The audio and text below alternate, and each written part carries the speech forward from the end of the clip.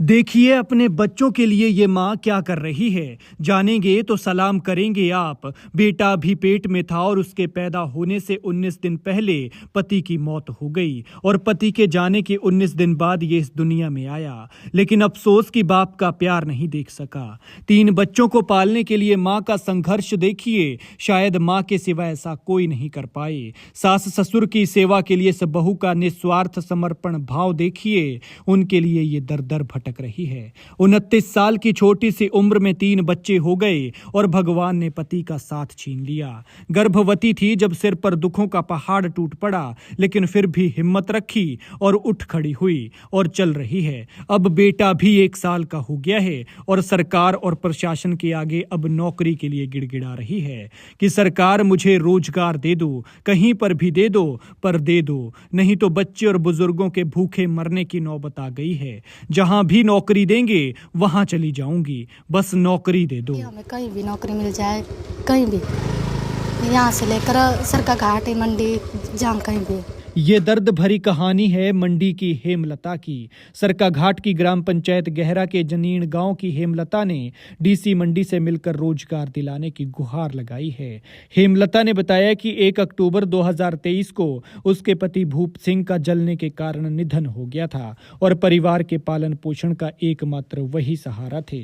अब भूप सिंह की मृत्यु के बाद 3 बच्चों और बूढ़े सास ससुर की देखरेख और उनके पालन पोषण का जिम्मा हेमलता के कंधों पर है।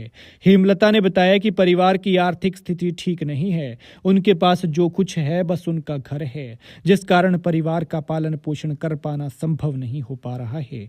इसलिए हेमलता ने जिला प्रशासन के जरिए सरकार से इन्हें कहीं पर भी रोजगार मुहैया करवाने की गुहार लगाई है।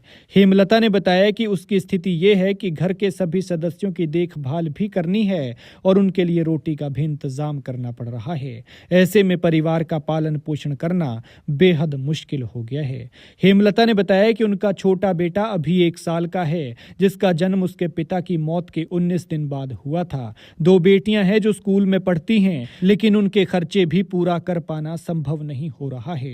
ससुर पहले दिहाड़ी मजदूरी करके कुछ कमा लेते थे, लेकिन अब उनका स्वास्थ्य भी ठीक नहीं रह रहा, जिस कारण उनकी दवाइयों का खर्च अलग से हो रहा है। लिहाजा अब हेमलता इस परिवार के पालन पोषण के लिए नौकरी की तलाश कर रही है। जो भी हो, लेकिन सलाम है ऐसी माँ को, ऐसी बहू को जो बच्चों के साथ साथ अपने सास ससुर को भी बराबर की तवज्जो दे रही है। वरना इन दिनों कुछ मामले तो ऐसे सामने आते हैं कि जिनके बारे में सोचकर ही घिन आती है। खैर, क्या कहना है पीड़ित हेमलता का, वो सुनिए। जब मेरे हस्बैंड की डेथ हुई थी तब मेरा बेटा पैदा भी नहीं हुआ था। उनके डेथ के बाद 19 दिन बाद पैदा हुआ था। उनकी मौत 1 अक्टूबर 2023 को हुई थी और वो पेंटर का ही काम करते थे। वो घर में आग जला रहे थे और उन्होंने उसमें थिनर का उपयोग किया था, जिसके कारण उनके हाथों में आग लग गई थी।